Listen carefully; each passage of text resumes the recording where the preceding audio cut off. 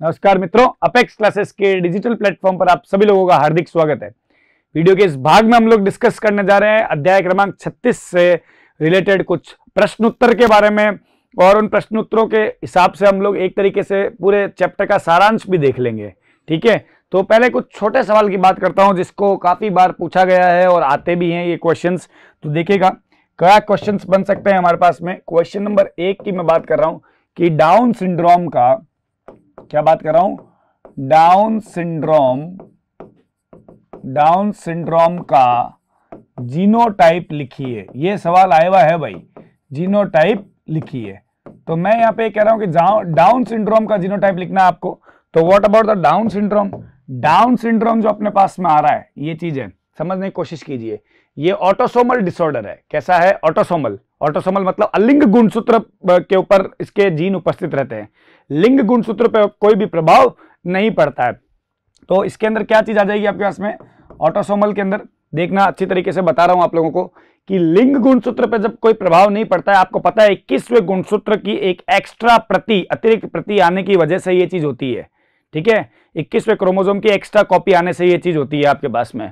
तो यहाँ पे आपके पास में नर और मादा, यानी कि अगर मैं उत्तर की बात करता हूं यहाँ पे आपके पास में, तो नर के अंदर इसका आपके पास में आ जाएगा 45, क्योंकि जनरली अगर मैं बात करता हूं आपके पास में तो लिंग गुणसूत्र 2 होते हैं और अलिंग गुणसूत्र 44 होते हैं, लेकिन यहाँ पे एक अलिंग गुणसूत्र एक्स्ट्रा आ गया तो यहाँ पे कितने हो जाएंगे? 45 हो जाएंगे।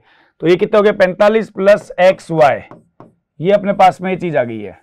नर के अंदर डाउन सिंड्रोम का जीनोटाइप ही हो जाएगा, और मादा के अंदर डाउन सिंड्रोम का जीनोटाइप क्या हो जाएगा? 45 प्लस XX। ठीक है, ये चीज आ जाएगी आपके पास में, क्या आ जाएगा? 45 प्लस XX। तो ये दो बातें आपके पास में पेश है यहाँ पे। ठीक है, यहाँ पे नर और यहाँ पे क्या लिख दिया मैंने? मादा। तो नर के अंदर कितना है? 45 प्लस XY, और मादा के अंदर कितना है? 45 प्लस XX है। ठीक है, ये इसका क्या हो जाएगा आपके पास में? जीनोटाइप हो जाएगा। समझ रहे हो मेरी बात को? तो ये बात आप समझने का प्रयास कीजिए, 45 प्लस XY और 45 प्लस XX। ठीक है, याद रखना इस चीज को। अब मेरी बात ध्यान से सुनिए कि यहाँ पे 45 जो है वो अलिंग गुणसूत्र है। ऐसा क्यों होता है डाउन सिंड्रोम में? क्योंकि 21वें गुणसूत्र की क्या हो जाती है? 21वें गुणसूत्र की अतिरिक्त प्रति आती है। क्या आती है? अतिरिक्त प्रति। प्रति मतलब क्या हो गया? कॉपी। अतिरिक्त प्रति आने की वजह से ये चीज होती है। ठीक है, समझ गए मेरी बात को? तो ये पहला सवाल था हमारे पास में जो किससे रिलेटेड था? डाउन सिंड्रोम से रिलेटेड था। क्वेश्चन नंबर 2 की मैं बात करूं आपके पास में, तो क्लाइनफेल्टर सिंड्रोम और टर्नर सिंड्रोम का जीनोटाइप क्या हो सकता है? वो भी अपने पास में अच्छा क्वेश्चन है। तो क्या लिखेंगे हम लोग यहाँ पे? क्लाइनफेल्टर सिंड्रोम, कौन सा सिंड्रोम आ जाएगा? क्लाइनफेल्टर सिंड्रोम व टर्नर सिंड्रोम, कौन सा सिंड्रोम? टर्नर सिंड्रोम का जीनोटाइप, कौन सा टाइप? जीनोटाइप लिखिए। ठीक है, क्या लिखिए? क्लाइनफेल्टर सिंड्रोम व टर्नर सिंड्रोम का जीनोटाइप लिखिए। अब क्लाइनफेल्टर सिंड्रोम और टर्नर सिंड्रोम ये दोनों आपके पास में क्या होते हैं? लिंग संलग्न विकार है, यानी इसमें लिंग गुणसूत्र इन्वॉल्व होगा। क्या इन्वॉल्व होगा? लिंग गुणसूत्र का इन्वॉल्वमेंट होगा। तो लिंग गुणसूत्र कौन से होते हैं? XY होते हैं। तो क्लाइनफेल्टर सिंड्रोम जो है आपके पास में नर में होने वाली बीमारी है, जिसमें नर होता है वो मादा की भांति व्यवहार करता है। इसमें नर के गुणसूत्र के अंदर, लिंग गुणसूत्र में एक X गुणसूत्र की एक्स्ट्रा कॉपी आ जाती है। इस वजह से 47 गुणसूत्र हो जाते हैं। कितने होते हैं? 47 गुणसूत्र हो जाते हैं। और जब कभी भी टोटल संख्या, गुणसूत्र की टोटल संख्या है, उसमें एक नंबर की बढ़ोतरी होना मतलब इंक्रीज होना, वो आपके पास में क्या होता है? ट्राइसोमी होता है। क्या होता है? ट्राइसोमी होता है। ठीक है, और एक गुणसूत्र की कमी होना वो क्या होता है? मोनोसोमी होता है। ये मेरे वीडियोस में बता रखा है, आप जरूर देखिएगा इनके वीडियोस को। तो क्लाइनफेल्टर सिंड्रोम में इसका कितना आ जाएगा? 44 प्लस, कितना लिखूंगा मैं यहाँ पे आपके पास में? 44 प्लस क्या आ जाएगा? XXY, यानी एक X गुणसूत्र की क्या आ गई आपके पास में? यहाँ पे एक्स्ट्रा कॉपी आ गई है। और टर्नर सिंड्रोम के अंदर क्या हो जाएगा आपके पास में? 44 प्लस X0, यानी कि ये जो बीमारी है वो नर में होने वाली बीमारी है, ये जो है वो मादा के अंदर होने वाली बीमारी है। इसमें क्या होता है? एक X गुणसूत्र जो होता है वो क्या होता है? एक्स्ट्रा आ जाता है। क्या आ जाता है? एक्स्ट्रा आ जाता है एक X गुणसूत्र। जबकि इसके अंदर क्या होता है? एक X गुणसूत्र की कमी हो जाती है। क्या हो जाती है? कमी हो जाती है। ये बात ध्यान रखना, इसमें आपके पास में जब एक गुणसूत्र एक्स्ट्रा आ जाता है तो इसको अपन कहते हैं ट्राइसोमी हो रही है, इसमें क्या हो रही है, ट्राइसोमी। ठीक है, इसको अपन कहते हैं 2n+1 हो रहा है। ठीक है, यानी इसमें 47 गुणसूत्र हो जाते हैं। और ये आपके पास में क्या होता है, यहाँ पे आपके पास में मोनोसोमी हो रही है। क्या हो रही है, मोनोसोमी। ये क्या होता है, 2n-1 हो जाता है। ठीक है, यहाँ पे आपके पास में कितना हो जाता है, 45 क्रोमोसोम हो जाते हैं। तो ये आपके पास में क्या है, क्लाइनफेल्टर सिंड्रोम व टर्नर सिंड्रोम का जीनोटिपिक है। क्या है आपके पास में, जीनोटिपिक है। किसका है, क्लाइनफेल्टर सिंड्रोम और टर्नर सिंड्रोम का जीनोटिपिक है ये आपके पास में। अंडरस्टैंड ना, ये बात आप थोड़ी सी यहाँ पे दिमाग में रखिएगा। Now what about the question number third. Question number third की मैं बात करता हूं आपके पास में, क्या हो सकता है क्वेश्चन नंबर थर्ड, अच्छे तरीके से देखिएगा। यहां पे मैं आपको बताना चाह रहा हूं, जो छोटे सवाल जो पूछे जाते हैं उनके बारे में बात कर रहा हूं। तो यहां पे आपके पास में पूछा गया है, काफी बार पूछा गया है, सहलग्नता को परिभाषित कीजिए। सहलग्नता को परिभाषित कीजिए। ठीक है, क्या आता है, सहलग्नता को परिभाषित कीजिए। ये आपके पास में आता है। तो इसका अगर मैं उत्तर देखूं तो क्या हो सकता है आपके पास में, उत्तर के तौर पे अपने पास में क्या रह सकता है, सहलग्नता को परिभाषित कीजिए। जीन का भौतिक रूप से गुणसूत्रों पर जुड़े होना सहलग्नता कहलाता है। जीन का भौतिक रूप से गुणसूत्रों पर जुड़े रहना क्या कहलाता है, सहलग्नता कहलाता है। ठीक है, मतलब कि जीन जो है वो गुणसूत्र के ऊपर क्या है, चिपका हुआ है। क्या हुआ है, चिपका हुआ है। तो ये चीज भी ध्यान रखनी होगी आप लोगों को कि जीन का भौतिक रूप से, जीन का भौतिक रूप से गुणसूत्र पर चिपके होना, चिपके रहना या जुड़े रहना या स्थित होना क्या कहलाता है, सहलग्नता कहलाता है। क्या कहलाता है, सहलग्नता कहलाता है। ठीक है, जीन का भौतिक रूप से गुणसूत्र पर चिपके रहना या जुड़े रहना क्या कहलाता है, सहलग्नता कहलाता है। क्वेश्चन नंबर 4 की मैं बात करूं तो यहां पे आपका इसमें क्वेश्चन बनता है, मेंडल के स्वतंत्र अपव्यूहन के नियम का अपवाद लिखिए।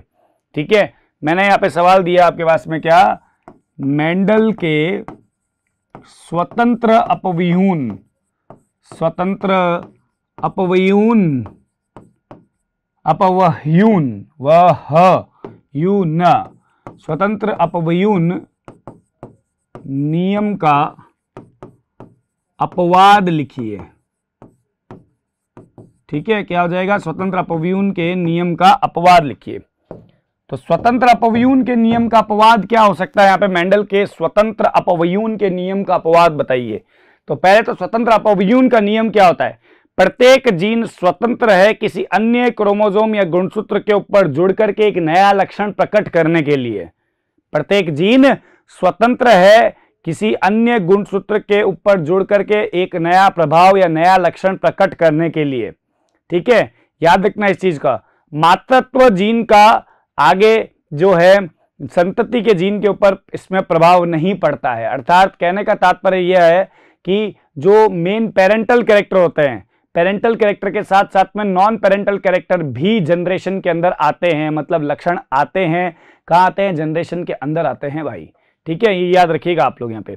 तो मेंडल के स्वतंत्र अपव्यूहन का नियम क्या हुआ, सहलग्नता अपवाद है। इसका क्या है, सहलग्नता अपवाद है। क्यों, क्योंकि सहलग्नता में क्या होता है, जीन जो होते हैं वो आपस में क्या होते हैं, गुणसूत्र पे बहुत पास पास में चिपके हुए रहते हैं, जिसकी वजह से जब युग्मक जनन या अर्धसूत्रीय विभाजन का समय आता है तो ये जीन अपने गुणसूत्र से उतर करके किसी दूसरे गुणसूत्र पर चिपकते नहीं हैं। तो उस केस के अंदर आपके पास में क्या होता है, उस केस के अंदर आपके पास में होता है, क्या चीज होगी बेटा, उस केस के अंदर आपके पास में रहेगा क्या चीज, कि स्वतंत्र अपव्यूहन के नियम की पालना नहीं होगी। अर्थात पेरेंटल कैरेक्टर ज्यादा आएंगे और नॉन पेरेंटल कैरेक्टर बहुत कम आएंगे। ठीक है, तो जैसे अगर अपन बात करते हैं ना कि अगर अपने पास में ये गुणसूत्र है एक, और इस गुणसूत्र के ऊपर अगर अपन ने कहा कि यहाँ पे आपके पास में क्या है, जीन चिपके हुए हैं और बहुत ही पास पास चिपके हुए हैं, लाइक दिस। ठीक है, इस तरीके से ये आपके पास में आ रहा है, ये ऐसे। ठीक है, ये आपके पास में चिपके हुए हैं। तो ये जो है अपने पास में वो क्या चीज है आपके पास में, जीन जो है वो गुणसूत्र के ऊपर क्या है, चिपके हुए हैं। ठीक है, अब जब स्वतंत्र अपव्यूहन का समय आएगा तो स्वतंत्र अपव्यूहन के समय में क्या होगा आपके पास में कि ये जीन जो होंगे वो उतर के किसी दूसरे जीन के साथ में जुड़ के नया लक्षण नहीं प्रकट कर पाएंगे, क्योंकि जीन बहुत पास पास में होते हैं, फिजिकली बहुत ज्यादा एसोसिएटेड होते हैं इस वजह से, ठीक है ना। तो ये चीज याद रखना। इसलिए क्या होता है यहाँ पे आपके पास में नया लक्षण होते हैं वो कम प्रकट होते हैं या नहीं के बराबर प्रकट होते हैं। तो इसका उत्तर क्या हो जाएगा हमारे पास में, इसका उत्तर हो जाएगा हमारे पास में सहलगनता। क्या हो जाएगा, सहलगनता, ठीक है। सहलगनता को कैसे अपन विभेदित कर देंगे, स्वतंत्र अपव्यूहन के नियम के अनुसार मेंडल के द्विसंकर संकरण का अनुपात होता है 9:3:3:1 होता है, जबकि सहलगनता के अनुसार जो है आपके पास में 7:1:1:7 होता है। तो आपको पता है या नहीं पता है, मैं बता देता हूं आपको। इसमें जो 9 और 1 है, ये वाला 9 और ये 1, ये पेरेंटल कैरेक्टर को शो करते हैं। पेरेंटल मतलब जो मतलब मातृत्व पीढ़ी में था, जनक पीढ़ी में था।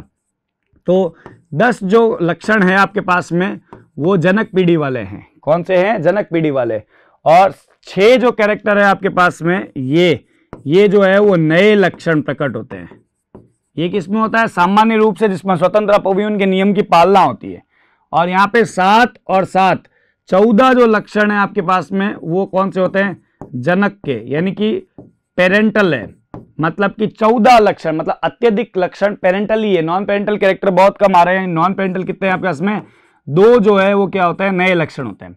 तो अब आप खुद देख लीजिए कि ज्यादा इसमें पेरेंटल कैरेक्टर किसमें आ रहे हैं, इसमें आ रहे हैं। मतलब इसमें स्वतंत्र अपव्यूहन का नियम काम नहीं किया है, जिसकी वजह से नॉन पेरेंटल कैरेक्टर बहुत कम आ रहे हैं, समझ रहे हो। नहीं तो क्या होता है, नॉन पेरेंटल कैरेक्टर भी आते हैं और ज्यादा, जैसे इसमें 6 आ रहे हैं, इसमें तो 2 ही आए हैं, तो इसमें भी 1:3 का रेशियो हो गया है ना। तो ये चीज ध्यान रखिएगा आप लोग, और मेरा विस्तृत वीडियो जरूर देखिएगा, इसका सहलगनता के ऊपर बना हुआ है, आप लोग बहुत अच्छी तरीके से देख सकते हैं।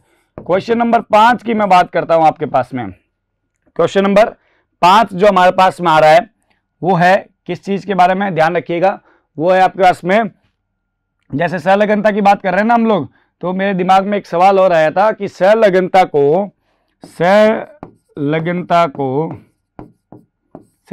के का उदाहरण लिखिए यूं कि किसमें देखी गई है, का उदाहरण लिखिए, ठीक है। सहलगनता का उदाहरण लिखिए, ये हमारे पास में सवाल आया। तो अगर मैं बात करूं सहलगनता किसमें देखी गई है, तो वो फल मक्खी के अंदर देखी गई है, जिसका नाम होता है ड्रोसोफिला मेलैंगनेंस्टर, ठीक है। ड्रोसोफिला मेलैंगनेंस्टर एग्जाम्पल होता है इसके अंदर, ठीक है। ड्रोसोफिला के अंदर आपके पास में क्या चीज रहती है, ड्रोसोफिला में आपके पास में रहता है, ध्यान लगाइएगा अच्छी तरीके से। ड्रोसोफिला के अंदर जो मेन चीज रहती है, गुणसूत्र जो होते हैं आपके पास में ड्रोसोफिला में, वो होते हैं 4 जोड़ी। 4 जोड़ी से तात्पर्य क्या हो गया मेरे पास में, यहाँ पे 4 जोड़ी से मतलब मेरे पास में ये हो गया है आपके कि कहने का मतलब यहाँ पे हो गया 8 गुणसूत्र है। लेकिन जो जीन होते हैं वो हजारों की तादाद में होते हैं। जीन क्या होते हैं, हजारों होते हैं। क्या होते हैं, हजारों की तादाद में क्या होते हैं, जीन होते हैं। समझ रहे मेरी बात को।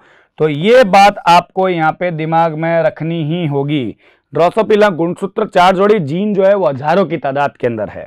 अंडरस्टैंड, ध्यान रखिएगा इस बात को। अब मैं आपके पास बताता हूं, ये तो सहलगनता का उदाहरण बता दिया। अब देखो, जीन जब गुणसूत्र की संख्या कम है, यानी 8 ही गुणसूत्र है हमारे पास में, और जीन हजारों की संख्या में, तो जाहिर सी बात है जीन बहुत बहुत पास पास में जुड़े हुए रहेंगे, यानी कि उसमें आपके पास में सहलगनता क्या रहेगी, अधिक रहेगी बेटा, है ना। याद रखना इस चीज के अंदर। अभी हम एक सवाल की और बात करते हैं जो अपन ने इसमें भी किया था, जब हमने पढ़ा था। इसका वीडियो मेरा अपलोडेड है, आप लोग जरूर देखिएगा। जीन विनिमय किसे कहते हैं, सवाल मेरे पास में आ रहा है। जीन विनिमय किसे कहते हैं, इसके प्रकार लिखिए, ठीक है। जीन विनिमय किसे कहते हैं, इसके प्रकार लिखिए, ये अपने पास में आ रहा है। तो जीन विनिमय का क्या मतलब है, 2 असमजात गुणसूत्रों के क्रोमेटिड के मध्य जीन का स्थानांतरण होना क्या कहलाता है, जीन विनिमय कहलाता है। क्या बोला मैं, 2 असमजात। अगर मेरे पास में ये एक गुणसूत्र है यहां पे, और यहां पे ये एक गुणसूत्र है, तो ये वाला गुणसूत्र और ये वाला गुणसूत्र, ये दोनों एक दूसरे के क्या है, असमजात है, समान नहीं है। और आप भी जानते हैं, मैं भी जानता हूं, ये और ये चीज दोनों क्या आपके पास में क्रोमेटिड है। क्या कहलाती है? क्रोमेटिड कहलाती है। ठीक है, इसको क्या बोलते हैं? क्रोमेटिड कहते हैं। याद रखना इस चीज को, ठीक है, याद रखना इस चीज को कि इसको क्या बोलेंगे हम लोग? क्रोमेटिड का नाम दे रहे हैं। अब इसके क्रोमेटिड, ये क्रोमेटिड के ऊपर क्या हो जाएगा? ओवरलैप हो जाता है, मतलब कि क्या कर जाता है? ओवरलैप, मतलब जीन विनिमय होगा। तो प्रक्रिया कैसी रहेगी? अगर मेरे पास में ग्रीन वाला क्रोमोसोम आ गया और ये मेरे पास में, आपके पास में आ गया ये वाला क्रोमोसोम आ गया, इस तरीके से, इस तरीके से, तो यहां व्हाइट वाले के लक्षण ग्रीन में चले गए, ग्रीन वाले किस में आ गए? व्हाइट के अंदर आ जाएंगे। तो लक्षण किस प्रकार प्रकट हो जाएंगे? यहां पे आपके पास में ये आ गया एक गुणसूत्र और ये आ गया मेरे पास में दूसरा गुणसूत्र। ठीक है, अब यहां पे जो व्हाइट वाला गुणसूत्र आ रहा है, इसमें आपके पास में ग्रीन वाले के अंदर व्हाइट वाले के कैरेक्टर चले जाएंगे कुछ इस तरीके से, और यहां पे व्हाइट वाले के अंदर ग्रीन वाले आ जाएंगे कुछ कैरेक्टर इस तरीके से। तो कहने का मतलब क्या हुआ? इसका जीन इधर स्थानांतरित हुआ, इसका जीन इधर स्थानांतरित हुआ, तो ये क्या हुआ? जीन विनिमय। दो असमजात क्रोमेटिड्स के मध्य जीन का स्थानांतरण क्या कहलाता है? जीन विनिमय कहलाता है। दो असमजात क्रोमेटिड के मध्य जीन का स्थानांतरण क्या कहलाता है? जीन विनिमय कहलाता है। समझ गए मेरी बात को? अब इसके प्रकार में बताता हूं। ये 3 प्रकार का होता है, 3 प्रकार से होता है। सबसे पहले जीन विनिमय कब होगा? जीन विनिमय होगा जब अर्धसूत्री विभाजन या युग्मक जनन का समय होगा, तब जाके क्या होता है? जीन का विनिमय होता है। क्या होता है? जीन का विनिमय कब होता है? जब अर्धसूत्री विभाजन तथा युग्मक जनन का समय होता है, उस समय पे क्या होता है? जीन का विनिमय होता है। जीन का विनिमय सदैव क्या होता है? कैसे काउंट करेंगे कौन सा जीन विनिमय हुआ है? कि जिस बिंदु पर जीन का विनिमय होता है, उस बिंदु पर एक्स के आकार की संरचना बनती है, जिसको अपन कियाज्मा कहते हैं। क्या कहते हैं? कियाज्मा। और ये कियाज्मा जो अपने पास में अर्धसूत्री विभाजन प्रथम की पूर्वावस्था, प्रथम की पेकाइटिन अवस्था के अंदर देखने को मिलता है। कौन सी? पेकाइटिन अवस्था के अंदर। तो 3 प्रकार कौन कौन से होते हैं मैं पहले आपको दर्ज करता हूं। यहां पे एक प्रकार होता है अपने पास में एकल जीन विनिमय। कौन सा आ जाएगा? एकल जीन विनिमय आ जाएगा। एक प्रकार मेरे पास में आ जाएगा दोहरा जीन विनिमय। कौन सा आ जाएगा? दोहरा जीन विनिमय। और एक प्रकार मेरे पास में आ जाएगा बहु जीन विनिमय। ठीक है ना? बहु जीन विनिमय। नाम से पता लगता है कि यदि गुणसूत्र, मतलब यदि जीन का आदान प्रदान गुणसूत्र के केवल एक बिंदु पर हो रहा है, यानी एक एक्स की भांति संरचना बन रही है, यानी एक कियाज्मा बन रहा है, तो ऐसा जीन विनिमय कैसा होता है? एकल जीन विनिमय होता है। और यदि गुणसूत्र का स्थानांतरण, यानी सॉरी जीन का एक्सचेंज या जीन का आदान प्रदान जो है वो किसमें होता है आपके पास में? यदि जीन का आदान प्रदान है वो 2 बिंदुओं पर हो रहा है, तो उसमें क्या होता है आपके पास में? क्या चीज होती है? 2 बिंदुओं पर हो रहा है, तो 2 बिंदुओं पर अगर स्थानांतरण हो रहा है तो दोहरा जीन विनिमय, अर्थात 2 कियाज्मा बनेंगे।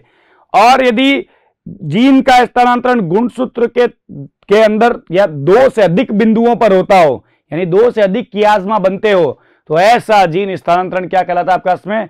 बहु जीन विनिमय कहलाता है। कितना जीन का विनिमय होगा? कौन सा होगा? एकल, दोहरा, बहु जीन विनिमय? ये डिपेंड करता है गुणसूत्र की लंबाई पर और जीन की संख्या पर। अगर गुणसूत्र की लंबाई ज्यादा है और जीन की संख्या कम है, तो वहां पे बहु जीन विनिमय हो सकता है। अगर गुणसूत्र की लंबाई कम है, तो वहां पे एक जगह पे ही क्या होगा? क्रॉसिंग ओवर, यानी कि जीन विनिमय संभव है। देखिए किस प्रकार से, अगर मैं कहता हूं कि ये मेरे पास में एक गुणसूत्र है और ये मेरे पास में दूसरा गुणसूत्र है, तो इनका जीन विनिमय पहले एकल कैसे होगा, फिर दोहरा कैसे होता है, वो आपको जब समझाने का प्रयास करता हूं। यहां पे मैं मान लीजिए ये पूरा अपन ने बना दिया, ये व्हाइट वाले दोनों का है ना, और इसके ऊपर अपन ने किसको मेंशन कर दिया है? इसके ऊपर हमने मेंशन कर दिया है इस तरीके से, यहां पे पिंक वाले को। And this one is known as, इसको अपन लोग क्या बोलते हैं? पॉइंट, जहां पे क्या हो रहा है? जीन का स्थानांतरण हो रहा है और एक एक्स की भांति संरचना बन रही है। ये आपके पास में क्या आ गया? कियाज्मा बन गया। क्या फॉर्म हो गया? कियाज्मा फॉर्म हो गया। दिस इज नोन एज जीन विनिमय, एकल जीन विनिमय। ठीक है, अब अगर गुणसूत्र की लंबाई को हम बढ़ा दें, ठीक है, मान लीजिए गुणसूत्र की लंबाई बढ़ गई है और अब ऐसे जा रहा है, तो यहाँ पे दो जीन विनिमय मतलब दो जगह पे एक्सचेंजिंग हो सकती है आपके पास में, किसकी? जीन की। देखो दूसरा एक्स बना, एक ये रहा एक्स और दूसरा एक्स बन गया, तो ये कैसा हो गया आपके पास में? दोहरा जीन विनिमय हो गया है। क्या हो गया आपके पास में? दोहरा जीन विनिमय। ये क्या आपके पास में? कियाज्मा है। क्या है? कियाज्मा आ गया। अभी आपके पास में मल्टीपल का आएगा, मल्टीपल जीन विनिमय के बारे में बात करेंगे। तो अगर गुणसूत्र की संख्या और ज्यादा बढ़ जाए, मतलब संख्या नहीं सॉरी लंबाई और ज्यादा हो, तो उसमें क्या हो सकता है कि और भी जगह पे क्या हो सकता है? जीन का विनिमय हो सकता है, यानी यहां पे भी संभव है। तो ये भी क्या बन गया आपके पास में? कियाज्मा बन गया। क्या बन गया? कियाज्मा फॉर्म हो गया। अंडरस्टैंड? अब यहां पे आपके पास में क्या चीज आ रही है? अगर और मल्टीपल में जाना हो आपको, और मल्टीपल के अंदर, तो आपके पास में और भी बन सकता है। तो अगर दो से अधिक जितने भी एक्स लैग स्ट्रक्चर बनेंगे तो अपन उसको क्या कहेंगे? किसके अंतर्गत रखेंगे? बहु जीन विनिमय में। अगर दो एक्स कॉन्फ़िगरेशन या दो एक्स आकार की संरचना बन रही है, दोहरा जीन विनिमय। अगर एक ही बिंदु पर जीन का विनिमय हो रहा तो एकल जीन विनिमय। तो इस चित्र के अंदर मैंने आपको एकल बताया, फिर दोहरा बताया और फिर बहु जीन विनिमय, तीनों इसी चित्र के अंदर मैंने आपको जानकारी दे दी है। समझ गए ना? इस बात को ध्यान रखिएगा, इस चीज को, बहुत ही इंपॉर्टेंट चीज थी ये। ठीक है, जीन विनिमय कब होता है आपके पास में? अर्धसूत्री विभाजन की पूर्वावस्था, यानी प्रथम पूर्वावस्था। ठीक है, प्रथम में प्रोफेज फर्स्ट, जो जिसको अपन कहते हैं पूर्वावस्था, हिंदी में बोलते हैं प्रोफेज को, उसकी पैकाइटीन अवस्था के अंदर देखने को मिलता है। सदैव जीन का विनिमय युग्मक जनन व अर्धसूत्री विभाजन के समय पर ही होगा, कि जीन का विनिमय हमेशा दो नॉन सिस्टर क्रोमेटिड्स यानी कि असमजात क्रोमेटिड के मध्य ही होता है जीन के स्थानांतरण से। जिस बिंदु पर जीन का विनिमय होता है उस बिंदु पर कियाज्मा यानी एक्स की भांति संरचना बनती है, और जितने बिंदुओं पर जीन का विनिमय होगा यह निर्भर करता है गुणसूत्र की लंबाई पर। किस पर निर्भर करता है? गुणसूत्र की लंबाई पर निर्भर करता है। यह बात आपको बहुत ही अच्छे तरीके से ध्यान में रखनी होगी स्टूडेंट्स। ठीक है, समझ गए ना इस बात को? अभी देखिएगा आगे का क्या मैं बता रहा हूं आपको। आगे आप देखिए यहां पे अगर अपन आगे बात करते हैं, ये तो जीन विनिमय के सवाल की बात होगी। अब अपन एक्स संलग्न वंशागति के बारे में बात करते हैं कि एक्स संलग्न वंशागति क्या होती है। क्वेश्चन है हमारे पास में, ये क्वेश्चन नंबर 6 था अपने पास में। क्वेश्चन नंबर 7 की बात करते हैं अपन। एक्स संलग्न वंशागति किसे कहते हैं? किसे कहते हैं? इसके विकारों का वर्णन कीजिए। विकारों का वर्णन कीजिए। तो सबसे पहले एक्स संलग्न वंशागति क्या होती है भाई? ऐसी वंशागति या ऐसे लक्षण जिनके जीन एक्स गुणसूत्र पर उपस्थित हो और उसी गुणसूत्र के साथ में एक पीढ़ी से दूसरी पीढ़ी में स्थानांतरित भी हो। ठीक है, तो यहां पे क्या आ जाएगा? एक संलग्न वंशागति के अंदर क्या आ जाएगा? इसमें आ जाएगा ऐसे जीन। क्या आ जाएगा आपके पास में? ऐसे जीन जो एक्स गुणसूत्र पर उपस्थित हो और उनकी वंशागति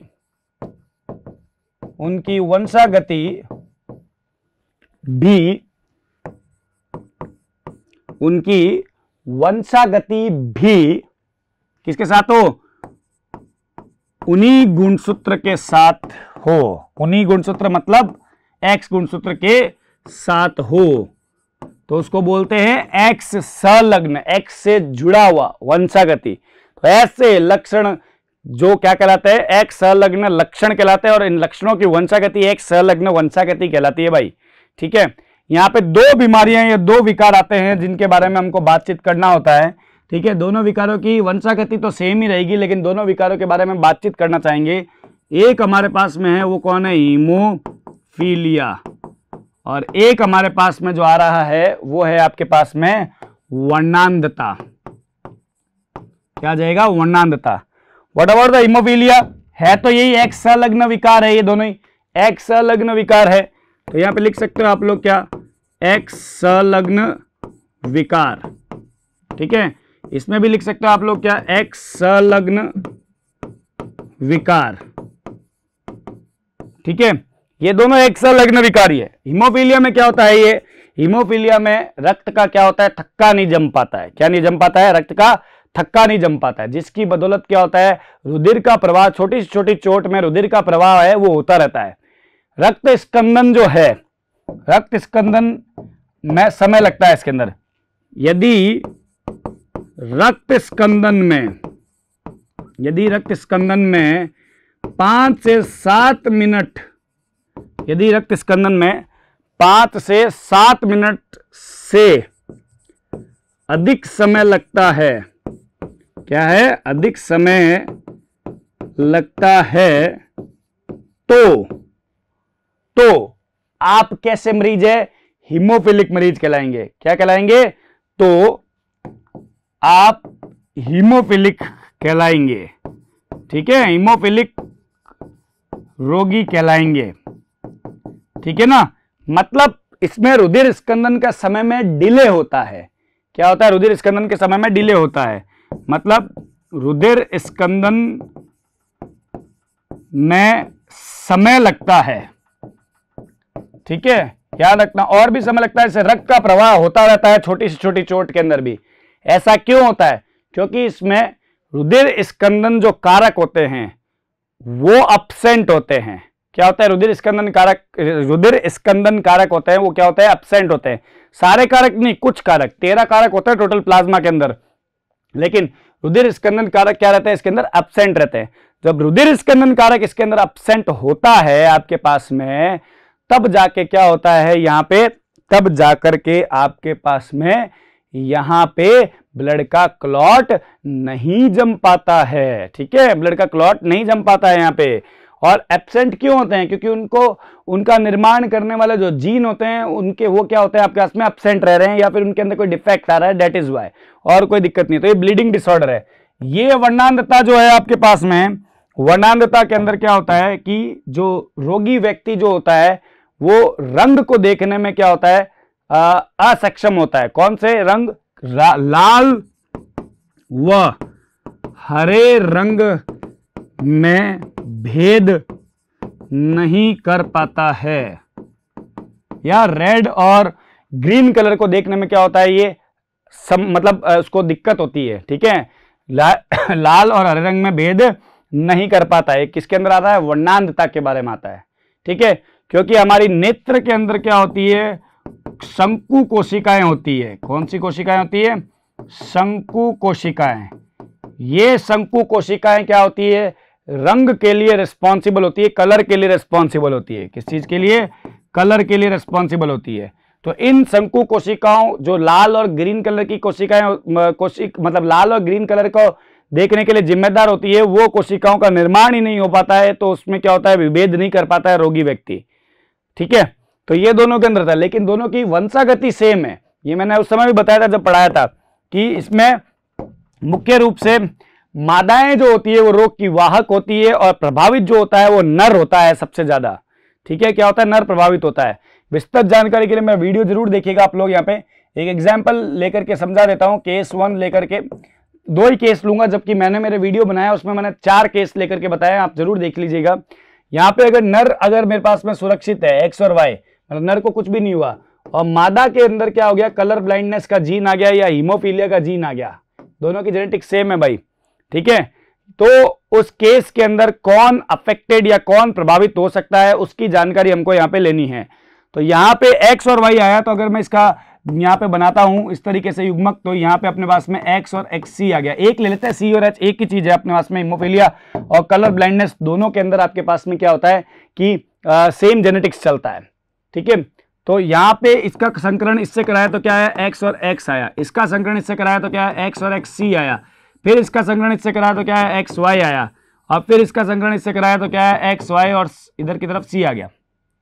क्या देखने को मिला आपको, सर हमको ये देखने को मिला कि यदि मादा जो है वो वाहक है, मादा क्या है, वाहक है, और नर क्या है आपके पास में, सेफ है, कुछ नहीं है नर को।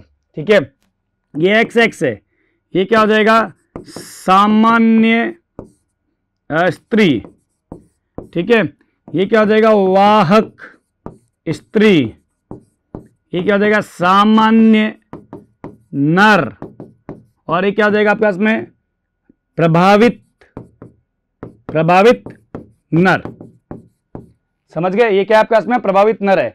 तो यहां पे आपके पास में क्या चीज हो रही है, यहां पे आपके पास में मेन चीज रह रही है कि अफेक्टेड ये रहा, ये वाला अफेक्टेड है। तो यहां पे वाहक कौन थी, मादा वाहक थी, लेकिन मादा को कुछ भी नहीं हुआ। अफेक्टेड किसका हुआ आपके पास में, नर अफेक्टेड हो रहा है। कौन अफेक्टेड हो रहा है, नर अफेक्टेड हो रहा है। ठीक है, कौन अफेक्टेड हुआ, नर अफेक्टेड हुआ यहां पे। तो ये चीज आपको यहां पे दिमाग में रखनी होगी कि मेल है वो क्या होता है आपके पास में, अफेक्टेड होता है। फीमेल के कंपैरेटिवली मेल जो है वो आपके पास में क्या रहेगा, अफेक्टेड होगा, प्रभावित होगा। ये बात दिमाग में सेट कीजिएगा अच्छी तरीके से। ठीक है, तो और जिसमें स्त्री क्या है, वाहक है, तो अफेक्टेड कौन हो रहा है, नर हो रहा है। अब अगर मैं इसका उल्टा करके देख लूं, अगर मैं इसका उल्टा कर देता हूं, तो यहां पे आपके पास में मैं नर को अफेक्टेड कर देता हूं, मान लो। और ऐसा क्यों होता है, क्योंकि नर के पास में केवल एक ही एक्स गुणसूत्र होता है, जबकि मादा के पास में 2 एक्स गुणसूत्र होते हैं। यदि मादा को प्रभावित होना है तो दोनों एक्स गुणसूत्र पे कलर ब्लाइंडनेस या हीमोफीलिया के जीन आने चाहिए। ठीक है, डोमिनेंटली। तो ये आपके पास में आ गया, और ये हो गया एक्स एक्स। अगर मैं इसको तोड़ देता हूं, एक्स सी एंड वाई, इसका युग्मक बना दिया मैंने एक्स एक्स। अगर मैंने इसका संकरण इससे कराया तो क्या आएगा, एक्स सी, और इसका संकरण इससे कराऊंगा तो क्या आएगा, एक्स वाई। मतलब आगे 2 संकरण कराऊंगा सेम ही आएगा। तो कहने का मतलब क्या हुआ मेरे पास में यहां पे, कि जो ये केस है जिसमें अपने पास में नर अफेक्टेड है, कौन अफेक्टेड है, नर। तो इस केस के अंदर केवल और केवल मादा जो है वो वाहक आ रही है, और नर जो है वो सुरक्षित है। इसका मतलब ये हुआ कि यदि नर को हीमोफीलिया या कलर ब्लाइंडनेस है तो संतान में किसी प्रकार के कोई भी बच्चे को कोई भी नुकसान नहीं होगा। सिर्फ ये हो सकता है कि मादा वाहक हो सकती है, बाकी कोई भी नुकसान नहीं होगा। समझ रहे हैं मेरी बात को? तो ये बात आप थोड़ी सी अच्छी तरीके से ध्यान में रखिएगा, है ना। तो ये 2 अपने पास में केस मैंने बता दिए। अगर विस्तृत और जानकारी लेनी हो और केस के बारे में बात करनी हो तो आप जरूर मेरा वीडियो देखेंगे हीमोफीलिया और कलर ब्लाइंडनेस का, उसमें आपको और केसेस मिल जाएगा। नाउ क्वेश्चन नंबर 8 की बात करता हूं मैं आपके पास में, 8वां ही है ना भाई, ठीक है। बिंदु उत्परिवर्तन किसे कहते हैं, सवाल ये है हमारे पास में, बिंदु परिवर्तन किसे कहते हैं, एक उदाहरण से स्पष्ट कीजिए। ठीक है, बढ़िया क्वेश्चन है आपके पास में, बहुत बार बोर्ड के अंदर पूछा गया है। बिंदु उत्परिवर्तन, अचानक, सडन, इनएविटेबल। ठीक है, मतलब यहाँ पे क्या होता है आपके पास में, अचानक होने वाला परिवर्तन उत्परिवर्तन होता है। और होता किसके अंदर है परिवर्तन, कि यहां पे ऐसा लिखता है कि अचानक, ठीक है, स्थायी परिवर्तन किसमें, आनुवांशिक पदार्थ में, किसमें, आनुवांशिक पदार्थ के अंदर। ये आपके पास में क्या होता है, डीएनए या आरएनए, इसको तो कहते हैं अपन उत्परिवर्तन। ये तो क्या आ गई परिभाषा, किसकी आ गई, उत्परिवर्तन की आ गई। यदि केवल एक नाइट्रोजन क्षार में, किसमें, यदि केवल एक नाइट्रोजन क्षार में, यदि केवल एक नाइट्रोजन क्षार में परिवर्तन आता है, परिवर्तन होता है, तो ऐसा उत्परिवर्तन क्या कहलाता है, बिंदु उत्परिवर्तन कहलाता है। क्या कहलाता है, बिंदु उत्परिवर्तन। उदाहरण क्या है इसका, बिंदु उत्परिवर्तन का, सिकल सेल एनीमिया। क्या एग्जांपल आ जाएगा, सिकल सेल एनीमिया। एनीमिया क्या होता है, एनीमिया होता है आरबीसी में हीमोग्लोबिन की कमी होना। क्या होता है, आरबीसी में हीमोग्लोबिन की कमी। सिकल सेप कैसा होता है, तरकू रूपी, ऐसा। सामान्य रूप से आरबीसी होती है उभय अवतलाकार यानी बाइकॉनकेव, या स्पेरिकल यानी गोल। ठीक है, लेकिन इस बीमारी के अंदर आरबीसी का शेप कैसा हो जाता है, सिकल शेप का हो जाता है। यानी कि इसके अंदर आपके पास में क्या होता है, हीमोग्लोबिन की कमी हो जाती है, डेफिशिएंसी हो जाती है। समझ रहे हैं मेरी बात को, हीमोग्लोबिन की कमी हो रही है इसके अंदर। ऐसा क्यों होता है, क्योंकि जो हीमोग्लोबिन है वो एक प्रकार का प्रोटीन है जो 2 चीज से मिलकर बना है, हीम और कौन, ग्लोबिन। ग्लोबिन के अंदर 2 चेन आती है, प्रोटीन होता है ग्लोबिन एक प्रकार का, अल्फा चेन और बीटा चेन। इसकी बीटा जो ग्लोबिन चेन है, बीटा ग्लोबिन चेन के 6th कोडोन, 6ठा कोडोन जो होता है, ठीक है, जो होता है आपके पास में GAG, ठीक है, क्या होता है, GAG होता है 6ठा कोडोन। ये कन्वर्ट हो जाता है किसके अंदर, GUG में, मतलब एडिनिन कन्वर्ट हो गया यूरेसिल में। केवल एक क्षार के अंदर क्या आया है, परिवर्तन आया है। जब एक क्षार के अंदर परिवर्तन आता है तो ऐसा परिवर्तन क्या कहलाता है, बिंदु उत्परिवर्तन कहलाता है, ठीक है। जब ये GAG था तो ग्लूटामिक अम्ल को, किसको, ग्लूटामिक अम्ल को संश्लेषित करता था, लेकिन जब GAG की जगह पे GUG हो गया तो ग्लूटामिक के स्थान पे कौन आ गया, वेलिन आ गया। कौन आ जाएगा, वेलिन आ जाएगा। अर्थात पॉलीपेप्टाइड श्रृंखला यानी प्रोटीन की श्रृंखला क्या हो जाएगी, यहां पे आपके पास में बिगड़ जाएगी, ठीक है। पॉलीपेप्टाइड की श्रृंखला क्या हो जाएगी, यहां पे बिगड़ जाएगी यानी चेंज जाएगी। तो उस केस में आपके पास में जो चीज रहेगी वो है आपके पास में क्या, ओनली एंड ओनली प्रोटीन बिगड़ जाएगा तो हीमोग्लोबिन की मात्रा क्या हो जाएगी, कम हो जाएगी।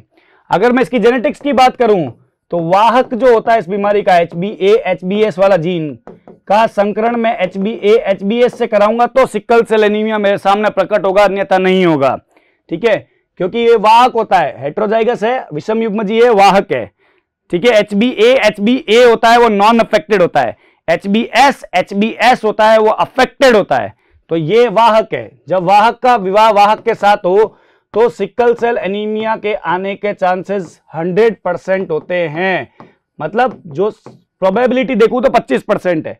HbA का संकरण मैंने HbA से कराया तो क्या आएगा, HbA आ जाएगा, ठीक है। फिर मैं बात कर रहा हूं यहां पे आपके पास में इसका संकरण मैंने इससे कराया तो क्या आएगा, HbA-HbS आएगा, ठीक है, समझ रहे हैं मेरी बात को। फिर मैंने इसका संकरण जो है वो आपके पास में इससे करा दिया तो क्या आएगा, HbA और क्या आ जाएगा, HbS आ जाएगा। फिर मेरे पास में इसका संकरण मैं कराऊंगा यहां से तो क्या आएगा, HbS और HbS आ जाएगा, ठीक है। तो अब इसमें अगर आप संभावना देखते हो तो HbA क्या रहता है, नॉन अफेक्टेड है, ठीक है। HbS क्या है, वाहक है, लेकिन ये क्या आ गया आपके पास में, अफेक्टेड, यानी कि इसको सिकल सेल एनीमिया हुआ है और सिकल सेल एनीमिया होने की वजह से क्या हो जाता है, इंसान की डेथ भी पॉसिबल है। ये बात आप ध्यान रखिएगा, ठीक है, क्या हो सकता है, डेथ भी पॉसिबल हो सकती है इसके अंदर, ये चीज थोड़ा सा आप ध्यान रखेंगे इसमें ना, ठीक है। तो यहां पे आपके पास में जो मेन चीज आ रही है, नॉन अफेक्टेड, वाहक और अफेक्टेड, ठीक है। तो इसका अनुपात अगर मैं देखूंगा तो 2:1 आएगा, क्योंकि इसकी तो डेथ हो जाएगी, तो 2 क्या रहेंगे आपके पास में, वाहक, और 1 क्या रहेगा आपके पास में, नॉन अफेक्टेड रहेगा इसके अंदर। जो नॉन अफेक्टेड वाला है वो तो एकदम सर्वाइव है, जो वाहक है वो सामान्य रूप से ऐसी एक्टिविटीज को अवॉइड कर दे जिसमें ऑक्सीजन की ज्यादा जरूरत पड़ती है तो वो आराम से जिंदा रह सकता है, समझ रहे हैं, जैसे एक्सरसाइज करना, भागना, दौड़ना, ऊपर चढ़ना, ऐसे क्यों, क्योंकि हीमोग्लोबिन अफेक्टेड होता है उसके अंदर, हीमोग्लोबिन अफेक्टेड है और हमको पता है कि हीमोग्लोबिन का कार्य होता है क्या, ऑक्सीजन का ट्रांसपोर्टेशन करना।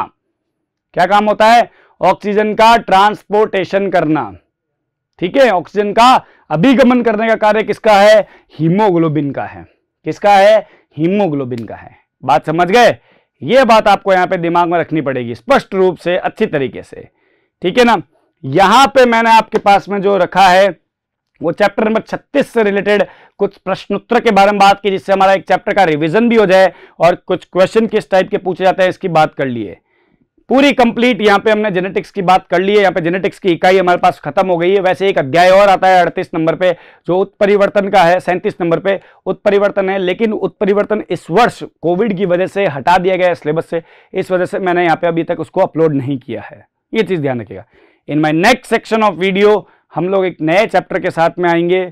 Thank you very much. Subscribe करें हमारा Apex Classes Edutech YouTube channel, साथ ही बेल आइकन को क्लिक करना बिल्कुल ना भूलें ताकि आगे आने वाले सभी यूट्यूब वीडियोस की अपडेटेड नोटिफिकेशंस सबसे पहले आपको मिले। Apex Classes Edutech, subscribe now.